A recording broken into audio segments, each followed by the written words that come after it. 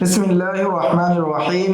আদ-দারসুর রাবিউ ওয়াল 20 উসুলুত তাখরিজ বা হাদিস বের করার মূলনীতির 24তম দর্স।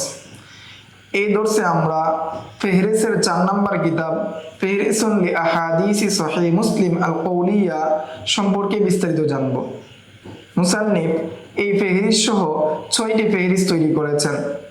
মুসান্নিফ মুহাম্মদ ফুয়াদ আব্দুল বাকি এই ফেহরিস সহ 6টি ফেহরিস তৈরি করেছেন সহিহ মুসলিমের জন্য, যিনি কয়েক বছর আগে ইন্তেকাল করেছেন।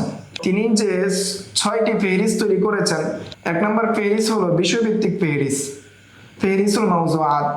এতে সহিহ মুসলিম শরীফে যেভাবে বিষয়ভিত্তিক হাদিস এসেছে ঠিক সেভাবে তিনি ফেহরিসটাকে তৈরি করেছেন, যেমন ঈমান, ওযু, সালাত, যাকাত ইত্যাদি।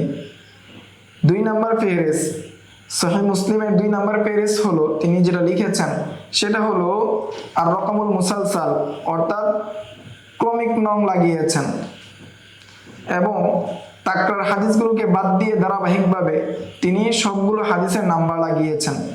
3 নম্বর ফেহরিস হলো একাধিক স্থানে বর্ণিত হাদিস সমূহের তালিকা পেশ করা, বায়ানুল আহাদিসিল মুকাররারা। ইমাম মুসলিম রহমতুল্লাহি আলাইহি কোনো হাদিস যদি একাধিক স্থানে বর্ণনা করেছেন, সেই হাদিসগুলো কোথায় কোথায় আছে সেগুলোর ফেহরিস তিনি তৈরি করেছেন।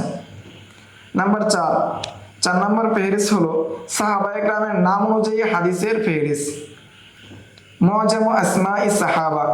এখানে সাহাবীদের নাম অনুযায়ী ফেহরিস তৈরি করা হয়েছে এবং সাহাবীদের নামকে হরফুল হিজা অনুযায়ী সাজিয়েছেন এবং এই সাহাবী কোন কোন হাদিস বর্ণনা করেছেন তা উল্লেখ করা হয়েছে। নাম্বার 5 নম্বর ফেহরিস হলো আল আহাদিসুল কওলিয়া মুরাত্তাবাতুন আলিফান বা ইয়ান। এখানে সহিহ মুসলিমে বর্ণিত সকল কওলি হাদিস যে রয়েছে সেই হাদিসগুলোকে প্রথম শব্দ অনুযায়ী সাজানো হয়েছে। এতে হাদিস খোঁজা অত্যন্ত সহজ। যেমন হাদিসের শুরু যদি হয় ইজা দিয়ে, তাহলে আলিফের অধীনে পাওয়া যাবে। 6 নম্বর ফেহরিস হলো সহিহ মুসলিমে ব্যবহৃত শব্দের অভিধান, অর্থাৎ মুআজামুল আলফাজ।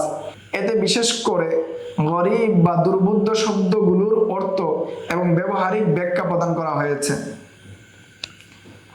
এই কিতাবের বিবরণ ও বিন্যাসের পদ্ধতি।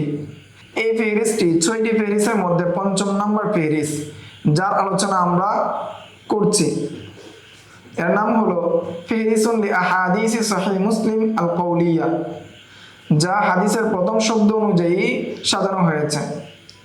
মুসান্নিফ মুহাম্মদ ফুয়াদ আব্দুল বাকি এই ফেহরিসে তরফুল হাদিস, অর্থাৎ হাদিসের প্রথম অংশের উপর ভিত্তি করে ফেহরিসটাকে সাজিয়েছেন এবং লেখক প্রতিটি হাদিসের পাশে এই হাদিসটি কত নম্বর জিলদে এবং কত নম্বর সফায় এসেছে তা উল্লেখ করেছেন। এখানে লেখক তার নিজের তাহকিককৃত সংস্করণের পৃষ্ঠা অনুসারে করেছেন। সহিহ হাদিসের এই সূচিপত্রটি 88 পৃষ্ঠায় উল্লেখ করা হয়েছে। এটি সহিহ মুসলিমের 5ম খণ্ডের অংশ, যা পুরোপুরি এই ধরনের ফেহরিস বা সূচিপত্রের জন্য বরাদ্দ করা হয়েছে। পুরো খণ্ডটি ফেহরিসের জন্য বরাদ্দ করা হয়েছে। এটি একটি মূল্যবান ও উপকারী ফেহরিস, যা হাদিসের গবেষক, পাঠক, মুফতি, আলেম এবং হাদিসের ছাত্রের জন্য অত্যন্ত উপকারী। এই ধরনের কাজের মাধ্যমে মুহাম্মদ ফুয়াদ আব্দুল বাকি রাহিমাহুল্লাহ অনেক বড় হাদিসের কাজ করে গিয়েছেন, তা অনস্বীকার্য। আজকের দর্স এই পর্যন্তই। আগামী দর্সে আমরা মিফতাহুল মুআত্তা সম্পর্কে বিস্তারিত আলোচনা করব।